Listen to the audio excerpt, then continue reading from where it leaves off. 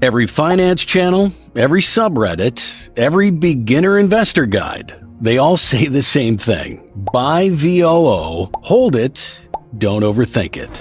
Okay, but what if you actually do it? What if you take $100,000, put it in VOO, and never add another dollar? Well, John did. He took $100,000, put it all into VOO. In this video, I'll show you what VOO is, how it actually works, what happens when the market drops 40% right after John invests, and why trying to beat this fund has cost professional investors billions. And in the end, I'll show you how VOO turns John's $100,000 into a multi-million-dollar portfolio.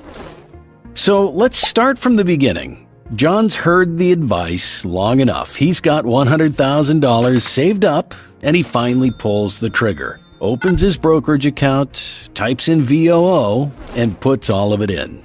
Done. But now he's sitting there thinking, what did I actually just buy?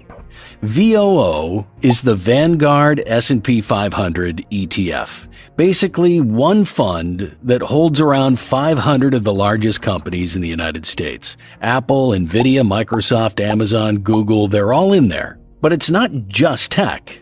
You've got JP Morgan, Johnson & Johnson, ExxonMobil, Walmart, 11 different sectors from tech, financials, and healthcare to energy and consumer goods. Basically every corner of the American economy sitting inside one fund. And that's important because if tech has a rough year, and it will at some point, John's not going down with it. He's still got healthcare, banks, energy, consumer staples all holding things up. One sector struggles, the other 10 keep working. That's not just diversification as a buzzword, that's actual protection built into the fund. And this thing is massive, over $850 billion in assets right now. To put that in perspective, that's more than the GDP of countries like Switzerland or Poland. More money sitting inside this one single fund than entire economies produce in a year. And the cost to own it? 0.03%. That means for every $10,000 John has invested, he's paying $3 a year. $3. Most people spend more than that on a coffee in a single morning. So now, John owns a slice of 500 companies across the entire U.S. economy for basically nothing. Cool, that part makes sense. But he's got another question. If it's so simple and all it takes is one fund and $3 a year, why does this actually work? There has to be something going on under the hood that makes this thing keep climbing through every crash and every crisis. And this is the part that most people miss. VOO isn't just a list of 500 companies that sits there forever. It's more like a machine that cleans itself. Here's what that means. The S&P 500 has a committee that reviews the list. If a company starts doing poorly, losing money, shrinking, falling behind, it gets removed, kicked out.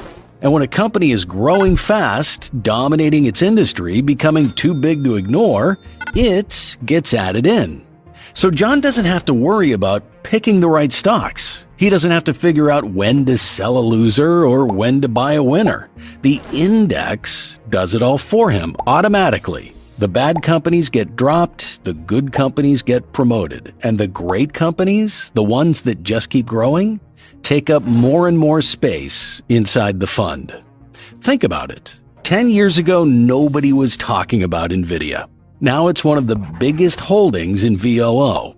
John didn't have to spot it early to benefit from it. He didn't have to time it. He just owns VOO, and Nvidia came to him.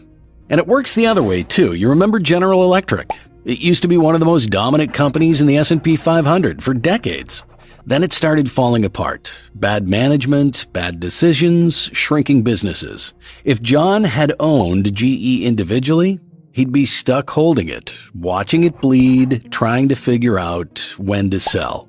But because he owns VOO, the index reduced GE's weight, and eventually it was no longer a factor. John didn't have to make that call. The fund made it for him.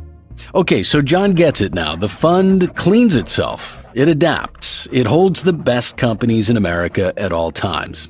In a couple of minutes, I'm going to show you how VOO turns John's $100,000 into a multi-million-dollar portfolio. But first, John's got one more concern sitting in the back of his mind. What if the market crashes right after he invests? And that's a fair concern because the market does crash. It's not a matter of if, it's when. So let's play out John's worst nightmare. Let's say he invests his $100,000 and the very next year the market drops 40%.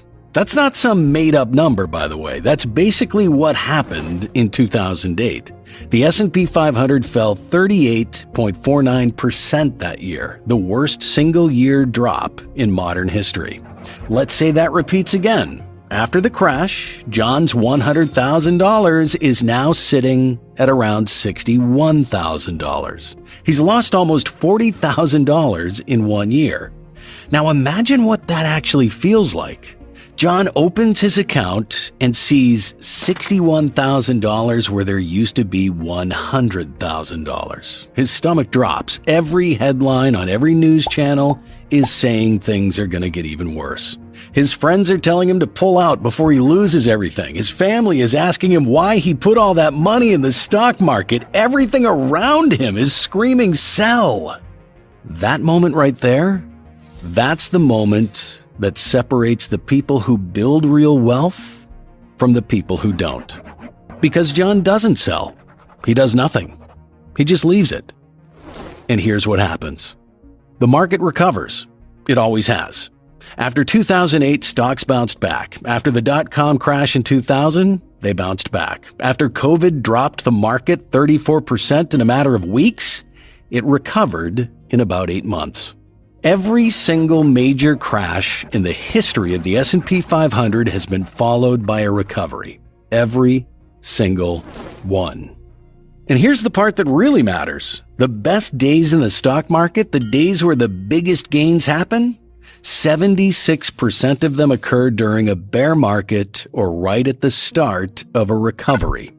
In other words, the people who sell during a crash aren't just locking in their losses, they're almost guaranteed to miss the biggest recovery days. Miss just the 10 best days over 30 years, and your returns get cut in half. Think about that. 10 days out of roughly 7,500 trading days. That's one bad decision to sit on the sidelines every 3 years, and it costs you half of everything you would have made. Miss 20 and you lose 74%. Miss 30 and 84% of your returns are gone. That's all it takes to destroy almost everything you would have made. So John's only job during a crash is to do absolutely nothing. That's it. Don't sell. Don't check the account every day. Don't panic. Just let the machine do what it's always done. Recover and keep climbing. And if that sounds too simple, Warren Buffett bet $1 million on this. Literally. In 2007, he wagered that a basic S&P 500 index fund would beat a hand-picked basket of hedge funds over 10 years. And the bet started in January 2008, right before the worst crash in decades. Buffett's S&P 500 fund lost 37% that first year. The hedge fund lost only 24%. It looked like Buffett was wrong, but he wasn't. Over the full 10 years, his S&P 500 pick returned 125.8%. The hedge funds? The best one did 87%. The worst one did 2.8%. In fact, the hedge fund manager conceded the bet early because it wasn't even close. The smartest money managers in the world, getting paid millions using every tool and strategy available, couldn't beat the thing Buffett and John own for $3 a year. Now you know how it works and how it survives crashes. There's really only one question left. What if you invest $100,000 into VOO? So here we go. Let's run the numbers on John's $100,000. Remember, he put it in once. He's not adding anything. No monthly contributions, no extra deposits, just $100,000 sitting inside VOO doing its thing. After year one, John's $100,000 is projected to grow to $113,790, almost $14,000 gained in his first year. To put that in perspective, a high-yield savings account paying 5% would give John about $5,000 in that same year. VOO nearly triples that, and that's just year one. After 10 years, John's portfolio is projected to grow to $354,776, more than triple what he started with. And he hasn't done a single thing extra. But here's where it gets interesting. Watch what happens in the next 10 years. At year 20, John's portfolio is valued at $1,211,788, a millionaire status. And now the final 10 years. This is the part that breaks people's brains because the math starts working so hard in this last stretch that it almost doesn't look real. At year 30, John's $100,000 is projected to be worth $4,060,125.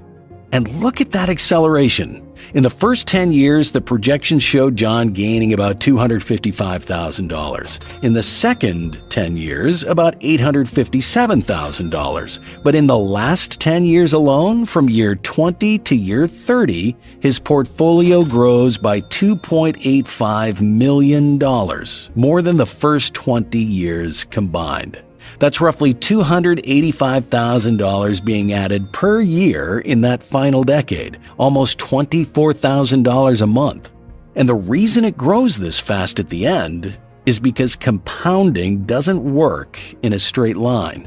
In the early years, John's returns were being calculated on $100,000. But by year 20, those same returns are being calculated on $1.2 million. The percentage doesn't change, but the dollar amount it produces gets bigger and bigger every single year.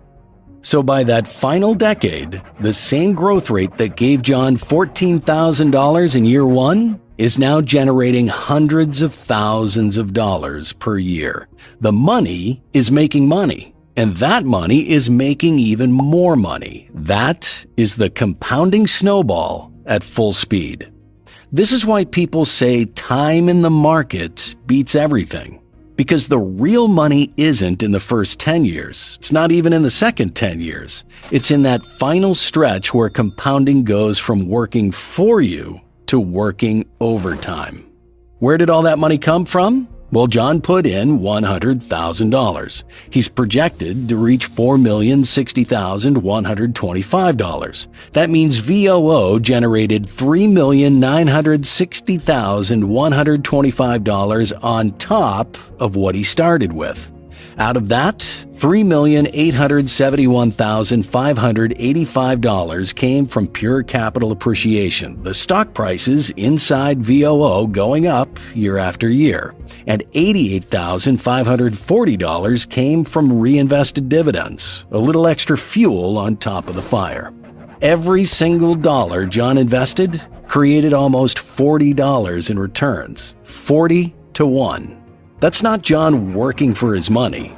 That's John's money working for him.